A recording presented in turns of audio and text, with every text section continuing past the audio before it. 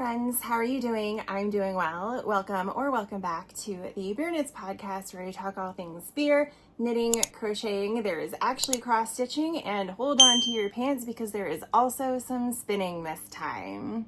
As usual, I have a beverage to accompany me through this episode, so feel free to grab your own. This one in particular is called Outlier, and it is a Kolsch from Treehouse Brewing in Massachusetts. For those of you who have been following me for a while, you'll know that every time we go to Salem, which so far has been twice, we stop at Treehouse on the way up and grab some of their delicious brews. So this one in particular was one that we picked up last time, and it is a nice, light, crisp, cool drink for today, which you can probably already tell I am sweating. It has been so hot here, and it is so hot in our house, and I've been talking to people who are like, oh, the weather is lovely outside, I love the heat, and then I can just come into the air conditioning when it's too hot. Well, that's great. I don't have air conditioning, so my house is just a sauna, and we are melting until our old house gets sold, which it's in the process of closing now, and we can afford to put in mini splits and not melt to death in the 100-degree temperature. This beer is nice and cool and helping me make it through recording this, because I can't have the fans on, I can't have the window units on, because you need to be able to hear me. This episode's going to be a struggle. In the interest of not dying by heat stroke before this episode is over, let's just get right into it. So I don't have really any finished knitting or crochet projects this week. I took this past week off of work and got nothing done because I ended up working. It was really great. I think I ended up working like 15-20 hours all week just because they made me, even though I was on PTO, and so that was really great. I think I predicted it in the last episode that they were going to make me work on my PTO, and they very much did, and it was terrible, and I cried.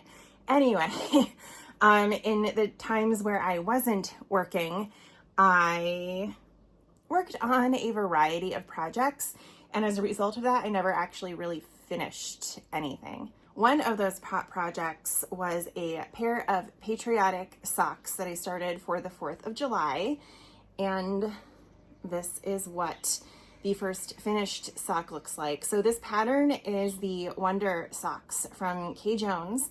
She has it out for test knitting right now, and I believe she's going to release them as a March 2026 Patreon pattern as part of the collection that's available to patrons. So if you're interested, make sure that you join the Patreon membership so that you can grab this pair along with 3 others. I think it's at least 3 others, so 4 total for 2026. They'll be an exclusive, but I love them. They fit wonderfully. I know there are questions about the fit just because of the way the zigzags pucker, and they fit great.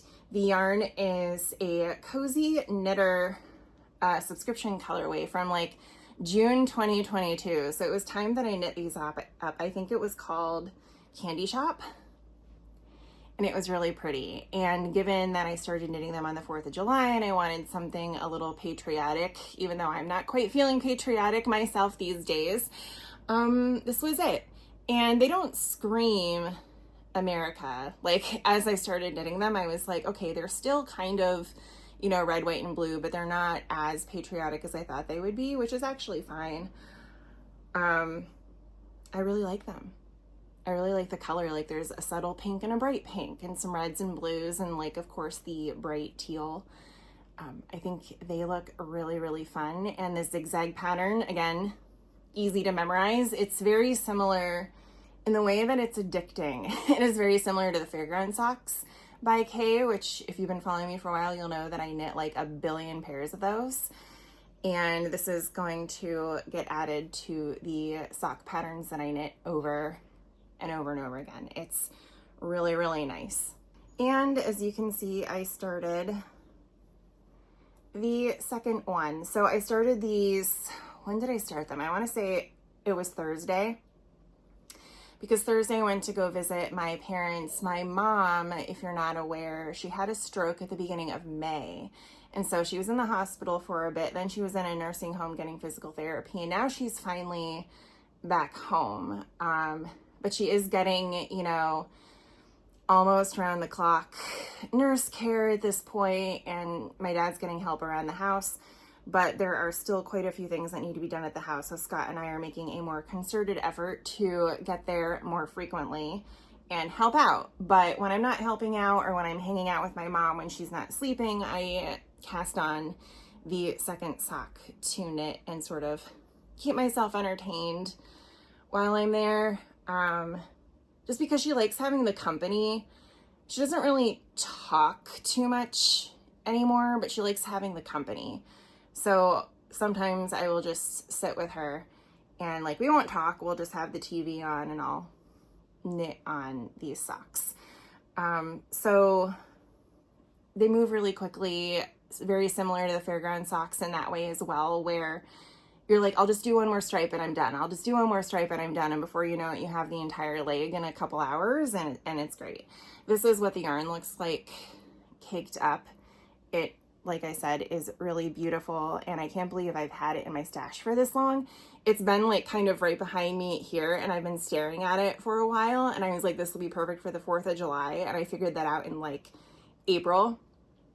So it's just been kind of waiting for me to use it, and they're great. And I'm going to use them as part of my membership. If you join my membership, we are doing a Hoppy Feet sock knit along all summer. There aren't any prizes. It's just participatory. You can obviously dip into other summer sock knit alongs if you want to, like Knitty Natty's doing Sock Week. A lot of other podcasters like Megan Moons is doing a summer sock knit along. So if they allow you to, then you can double dip in those. But we're basically just collecting as many socks as we can in the summer and posting about them and giving each other support along our merry way. So I'm going to be using these socks for that knit along, as well as my local knitting group is doing a sock knit along as well. And I forget what we called that one. I think it's like heels and hexes or something. We're called the Worsted Witches, so everything has to be thematic. They look great. That was a very long-winded way of saying that I love these socks. And if you want to knit your own, then join the Baker Bears Patreon, at least in the new year. And you can get a whole bunch of patterns, including these, as part of your membership. The next project that I have started working on is, wait for it, my Rhinebeck sweater, and it is coming out beautifully. This is the Nocturnal Jumper by a person I will put down below. It's like Sarsky or Sansky or something like that. I know, I could do my homework and let you know, but I'm melting and my brain is dead. So we're just gonna deal with that. And this is what it looks like so far. It is a full color work jumper, at least around the yoke. And it ends with a cat in front of a big ol' full moon. And it is coming out beautifully. For whatever reason, I really struggled with the start of this, and I forgot how color dominance works. So this entire first section is not necessarily knit wrong, but not knit in the way that I would have preferred. But it's fine. I'm not sure anyone could really tell if they wanted to. I, based on my bust size, should have knit a size 4. But given the fact that this sweater is supposed to be so oversized, I sized down to a size 3. And I think I might have regrets. It might be okay, but I can't really tell given that it's not on the biggest needles yet. There is one more round of rapid increases. So I think we might be okay, but I honestly cannot tell. But like I said, it is supposed to be super, super, super oversized. And so if it's a little smaller than even a size smaller, I think it'll still fit me okay because it's so massive. But yeah, it starts with this corrugated rib up top and then just goes into the color work. It has been interesting because it's not quite Fair Isle. There are a few areas where you are knitting 3 colors in a row. So it is straight up color work. and not just Fair Isle. And that has been, I think, okay. We'll find out when I go to block it and see how bad my floats are. This is what they're looking like. So we'll see how tight they are when I go to block it, if it fits or not. But just, I did some, you know, finger blocking on it, and I think they are mostly okay if I don't stretch it too much, which I don't want it to stretch too much anyway.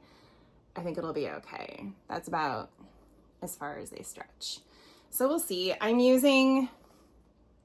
I had just bought a sweater quantity from Dragon Horde Yarn to make her Curse Breaker sweater as a birthday gift to myself. And then Megan Moon's membership, YouTube membership, decided that we were going to make Rhinebeck sweaters. And so this popped up and I was like, okay, well, I'm going to want something at a decent price point since I already just bought a sweater's quantity of yarn. So I ended up going with this Mighty Stitch worsted weight from Knit Picks. And first of all, it's lovely. It is mostly acrylic. So it's 80% acrylic and 20% superwash wool. And it is so soft. Like, I'm really, really, really, really, really loving working with it. I can't say enough good things about it. Knit Picks Warehouse currently has a carpet beetle infestation. And it is near impossible to get rid of the larvae if they have gotten inside of your yarn. And if your yarn, what I'm hearing is if your yarn comes in plastic bags, you are probably okay. This did not. And I have already dealt with a moth infestation with my yarn. That's why everything is in plastic bags, because when I moved from our old house, I was like, I'm not bringing them with us. And so all of the yarn that I moved, I put in plastic bags, so I didn't have to deal with it again here. And to know that I just fixed that problem and could potentially be dealing with a carpet beetle infestation, I am not happy.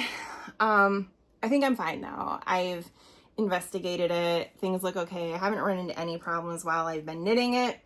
I know I'm still pretty early on in the sweater, so I haven't used a ton of yarn yet. But I'm hoping I got off scot-free on this one. So just cross your fingers for me. Again, I do think the sweater is going to be lovely. It's my first color work sweater, so I'm really excited about it, and I fully anticipate it's going to be a little wonky because I just haven't done color work at this scale before. But that's how you learn, and I'm going to love it no matter what.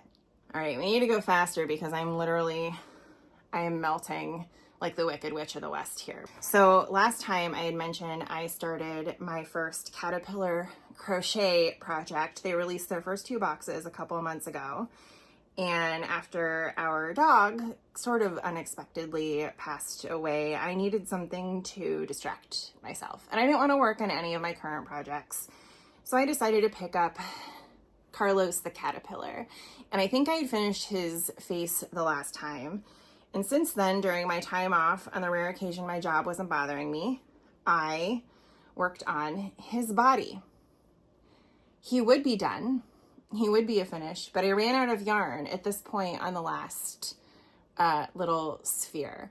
I went into the Facebook group, and most people don't seem to be having issues with that. I did see 1 or 2 posts where people were like, hi, I ran out of yarn and I don't know what to do. The yarn is Surdar cotton, which is really nice to work with, and I ended up ordering, it's really cheap. It's like $2.50 for these little balls. And I ended up ordering some from a yarn shop in Maine that I visited because they carry it. And I remember them carrying it. I remember walking in there and seeing they had a whole amigurumi section. It's Knitwit in Maine. And they had a whole amigurumi section with like these little cotton balls. So I remember them actually carrying it. So I ordered 2 extra skeins just in case from them so I can actually finish this little guy. And then when you put him here, you put his little head on. And then you crochet, where's your other eye, dude? You crochet some little cheeks and antenna and call it a day. So I'm going to put him on top of my bookshelf when he's done because I have a lot of Caterpillar cross stitch stuff. So I thought it would be cool to have a little stuffed version of their logo and keep it on display with, you know, some of my finished work from them. I am going to give a full review on this as part of my July yarn review for Bakery Bears. I'm going to record that either later today or tomorrow. So make sure that you are a Patreon if you want to see the full review of this kit in case you're interested in getting their next one. I believe it's a bouquet of flowers. I'm probably not going to get it, to be honest with you. They're just a little too beginnery for me. But yeah, this is him. I'm just really disappointed that I ran out of yarn. Everything else about the kit was wonderful. But again, if you want to see the full review and everything you get in it and what have you, then make sure to check out my review over on the Baker Bears Patreon later this month. So here is something that you haven't seen in quite a while, and that is my 2024 crochet advent from Crochet Society. I don't know what happened while I was off work this past week. I just got the urge to crochet. And I've talked about this before, and I know Kay has talked about it on the Bakery Bears podcast, and a lot of people have mentioned it too. But there is just something comforting about crocheting. And sometimes I just get the urge when I'm really stressed out. I'm like, I really just want a comfort project. I want to crochet, and that's all I want to do. And I'm also trying to work on all of the advents that I got for 2024. I'm not going to finish them all before this Christmas, but I want to finish a majority of them before this Christmas. You know, like, let's use what we've got. Especially since this year we had to replace like all the pipes in our house, and we're putting in a privacy fence, we're putting in air splits, all of that stuff. We could use the money. So I really cut back on my yarn advents this year, and I'm enjoying the ones that I already have still. And the Crochet Society advent is one of them. So I picked this up the other day around here. Yeah, I think I had worked up to here during this past Christmas, and so I've crocheted everything up since, and honestly, I'm really loving it. Someone had posted a review about the Crochet Society advent around Christmas. It was when they were working on it in real time, and they absolutely hated it. They were like, the yarn is crap, the hooks are crap, like whatever. Are the hooks the best? No, but I say that because my favorite hooks are the Prim hooks. So these are not my preferred, but they're fine. They're fine hooks. And I do like the fact that they are customized. They all have these special little touches on the hook, and they all look a little bit different. Like they all have some flair. So for a beginner who's not really sure what type of hooks that they want or whatever, or if you're like me and you want to use what came in the kit just because they're fun to look at during the holidays, they're fine hooks. The yarn is soft. It's fine. It is very splitty. It reminds me of like Karen Simply Soft or something like that. It is incredibly splitty. So you do have to battle that on occasion, but it also is fine. The pattern, not really any complaints about the pattern. It's written in British crochet terminology. So you do, if you're American, have to convert it where, you know, single crochet is double crochet and triple crochet is double crochet and blah, blah, blah. So you do have to be able to translate those stitches. Again, a little bit confusing, but fine. My only complaint is it looks very squat. I'm worried that the blanket's going to be very short, and I don't know if that's a gauge thing or if it is just a thing. Like, I've looked up other people's blankets and they seem about as big as mine is at this point. So I don't think it's something that I'm doing. I think it's just how it is. Like, they all look about this height. So I'm just going to keep going with it and seeing what happens. I've started the tan here. I don't know if I like the fact that they are such different patterns. And maybe it's because I'm doing more than one color a day. Maybe if I was doing one pattern a day, it wouldn't bother me so much. But because I am doing more, I feel like I'm constantly having to reference the pattern, and I really just want something I can zone out to. Like, probably a better crochet project for me right now would be a mindless, not necessarily a granny square, but maybe like a Battenberg blanket, or the nautical blanket that I want to make with my Moonglow Rainbow subscription right now. Something like that. I think would have been better for me, where you do the square a couple times and you have it memorized and you can just go to town instead of constantly having to reference this pattern. I think that's annoying me right now. Again, if I was just doing one color a day, it probably wouldn't be that big of a deal, but it is getting annoying. I do think it's beautiful. I really like the colors. They remind me of like a very icy, frosty type of Christmas, which goes with my color scheme. So I think this is going to look really nice in our living room or even my craft room for the holidays, something like that. This is another one that I think I'm going to review for Bakery Bears when I'm further along and we see what the end result is. But if you're looking for an Advent this year and you're in the UK, you might be okay. I can't remember. They were impacted by tariffs because I remember them saying that they weren't going to do the Advents to the US this year, but I've also seen them releasing other boxes to the US recently. So I think it might have just been a temporary pause on shipping to the US, and they might be back because things are changing like every day on that. So we might be okay. And so I might get their Advent again this year. We'll see. They release the pattern before you buy it, so you know what you're getting into. So we'll see what it looks like. I just really enjoy that whole Advent experience. The box that they put them in is really cute. Very well made. Shipping kind of stinks. I have every single year, I've gotten it for 2 years, and both years I have had to follow up with them and be like, hi, I ordered this 3 months ago and it says it shipped 2 months ago and I still don't have it.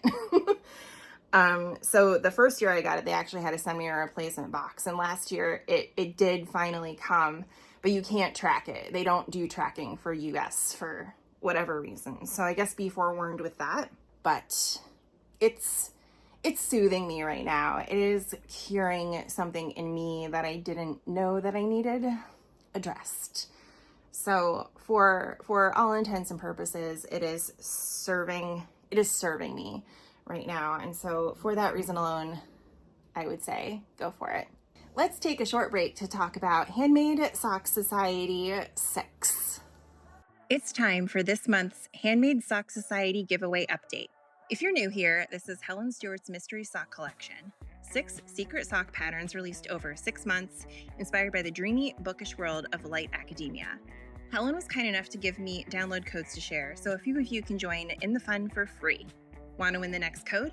Just make sure you're subscribed and answer this in the comments. What's your go-to comfort project when you're feeling a little run down? Perfect prompt, given everything going on right now. I'll randomly choose one winner in the next episode, so good luck and happy sock knitting. If you would like to get your free copy of Handmade Sock Society 6 by Helen Stewart of Curious Handmade, then leave a comment below with the prompt, and I will draw a winner in the next episode who will receive a code to download their own copies. All right, on to cross stitching, which I've gotten back into. You might remember this cross stitch, which I started for my birthday. It was the June Caterpillar cross stitch box. Well, I guess June, July. And so I started it for my birthday because it is everything that I love in one piece. Unicorns, dragons, moons, witchy stuff, books, the whole shebang. So I wanted to start it for my birthday just because it was so fun. And I did finish this up at least a week or two ago at this point. It was right before the 4th of July, before I went on vacation, or PTO, I should say. So I finished this. I have a frame for it. I just need to iron it out and get it in there, but I absolutely love this. It's going to get hung up in our library because it just seems appropriate. And I really enjoyed it. Like I said earlier with Carlos, I have a lot of Caterpillar cross stitch kits, and pretty much all of them are wonderful. There are a few that I won't stitch, but I might de-stash at some point because they are really pretty. They're just not something that I would enjoy making or hanging up and looking at. This is one, however, that I will treasure for a long time. Then this next one isn't something I have a lot on, but I attended a stitching social on July 3rd. I thought it would be really fun to kick off my PTO with a stitching social. And this is what I started. It says coffee, and there's like a big coffee pot, and then there's a tea pot up here with some other accoutrement, if you will, for tea and coffee drinkers, and it'll be square when it's done. But I thought it would be really cute to hang in my kitchenette upstairs, which is where I store all of my coffees and teas. And so when I'm working during the day, I can just go in there and make a fresh cup whenever I want to. So I got all of this done, most of this done, during the actual stitch along, which I didn't really participate in. I spoke once at the beginning when I introduced myself, and the rest of the time I just enjoyed it, listening to others speak, hanging out with people, and I had my work laptop open because everyone was still bothering me. But this is what I worked on during that, and it is really cute. Probably going to set it aside for a little bit because all of the Halloween stitch alongs are starting up, and I would really like to work on those, but we'll see. I've just been in a start all of the things type of mood, trying to see what sticks, because nothing's really calling to me right now. So I've just been leaning into whatever sounds interesting and going with it. So I don't have anything to show you right here for it, but I've also been kind of participating in Tour de Fleece. So I'll put in a video and some pictures here of what I've been working on. I have this mystery braid of yarn that I started spinning on last year, and then with moving and everything, it got put away. But my goal is to finish spinning the braid during Tour de Fleece so I can learn how to ply my singles together and have a finished skein of yarn. And so far, I think it's coming out beautifully. It's looking like a neon rainbow, which I'm really excited about. My first bobbin that I'm almost done with, I'm spinning from the fold to try and get those really long single color transitions. I am maybe 65-70% successful in that. There are a lot of mistakes. That's fine. I'm still learning. And then the second half of the braid, I'm going to spin much shorter colors and then see how that barber pulls together. I think it might be interesting. So we'll see how that goes. Follow me along on that adventure. I'm at least trying to spin about 5 minutes a day. It may or may not be happening right now just because I am so busy despite having this whole week off. It was absolutely insane, but I am happy with the progress that I have been able to make. I'll put on an audiobook and I'll sit down and I'll spin for like a half hour, and just, it's very relaxing and meditative, which is something that I have really needed. The last thing I have to share with you is this beautiful yarn that Scott got me while he was in Texas for work this past week. He knows I have been going through it for a very long time, between work being super demanding of me and all of my time, and my mom's health getting worse, my own health getting worse, because it is very, very hot and my body doesn't react well to 100-degree temperatures and literally just like shuts down. My ankles swell and I can't walk, and my hips dislocate and they hurt all the time. Like, my whole body is just failing. So when he was in Texas, he looked up a local yarn shop called U2 Yarn and went there and got me some yarn that he thought I would like, and he did an amazing job.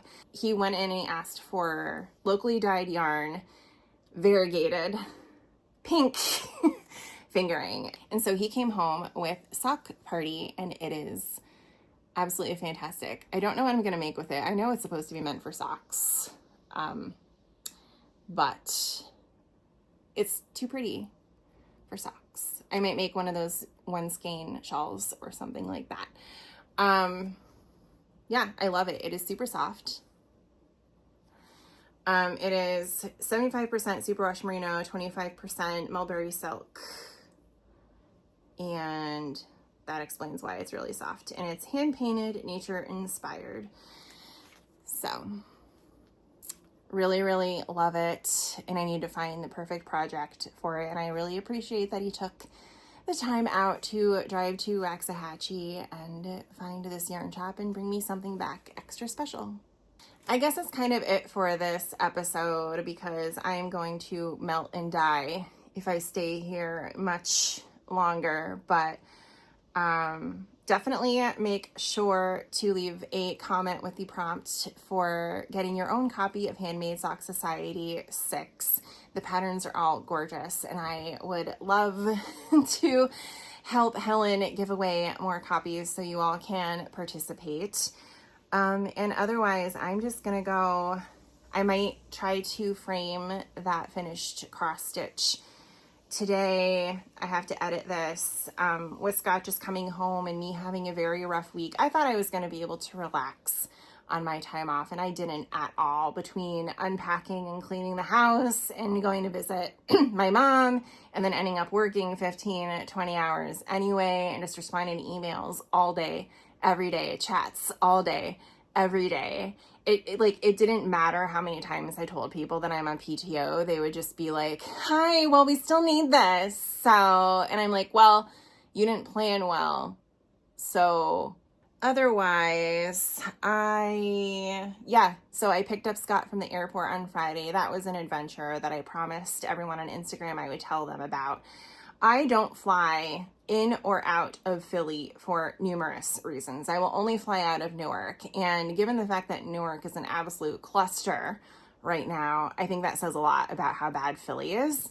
And so Scott's plane from DFW got into PHL early. Like, it actually got there early. I was in the cell phone lot. I pulled into the cell phone lot at the same time that his flight landed. So the timing was great. I was like, this is awesome. I'm just going to be able to pull up to the terminal, pick him up, and we're going to drive off. We're going to go get dinner, like right outside the city at a place that we like, and we're going to go home.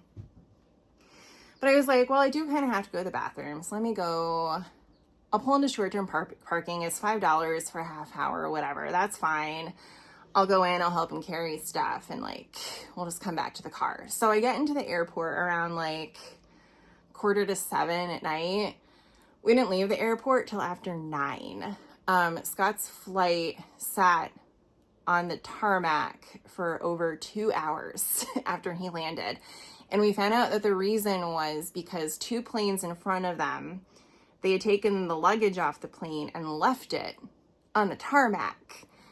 And so the plane in front of Scott couldn't leave the gate because of all the luggage on the tarmac, and nobody was coming to pick it up.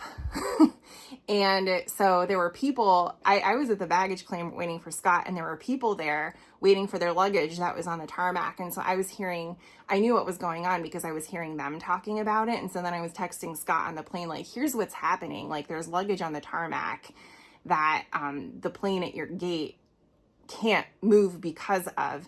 And the lady who I was overhearing talking about this was like, I've asked the airline about it. They say they can't do that. The airport has to do something about it. And now you're telling me that the airline can do something about it. Like, what's going on? Can you just get my luggage?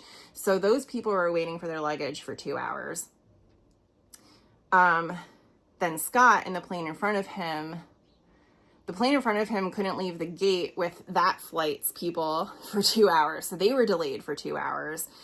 Scott didn't get off the plane for another 2 hours. And so the entire airport, like, you could just see on the board of like arrivals and departures, delayed, because they didn't pick up this luggage. So like every single flight in the airport got delayed for 2 hours. And so it probably impacted the entire flight pattern. So then Scott gets off the plane. We're waiting for his luggage. And they tell us, your luggage is either going to be here in Terminal A or in Terminal C, which is a half-mile walk away. And we were like, how would we know? And they were like, we don't know. Your flight was delayed so long. We don't know where your luggage is going. So it could be here or it could be in C. There were 3 flights from Dallas. We don't know where they're going. And I was like, there are these things called flight numbers, and you can look up the actual flight number. So regardless of the city that you're coming from, you can see where the flight number's luggage is. No one would do this for us. Baggage claim 10 was broken and has been for 2 weeks because there was a woman there who was like, yeah, I came in from another flight this week and new baggage claim 10 was broken. Apparently it still is. Then the luggage was supposed to come on baggage claim 11. Baggage claim 11 broke after the one flight was done. And so then they told us they didn't know if the baggage was going to Terminal A or Terminal C. And so half the people went over to Terminal C. Well, the baggage showed up in Terminal A. So half the baggage from their flight wasn't claimed because so many people had gone over to Terminal C. And it was just this giant cluster. And the whole time, the woman at the baggage claim was like yelling at everybody because we were just like, we don't know what to do. Like, we don't know what to do. And I'm just there like, I'm trying to pick up my husband. I just want to leave. I've been standing for 2.5 hours because there's no seating at the baggage claim. It was just a whole thing. So we didn't get home. We stopped at like Wendy's by our house on the way home to get food because we were starving.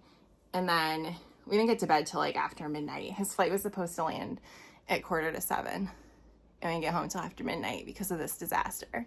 That is my rant story for this podcast. We are all home. We are all safe. I go back to work tomorrow and I am dreading it. I will probably cry. And I have something like 150 emails that I have to respond to from this past week, not to mention the chats.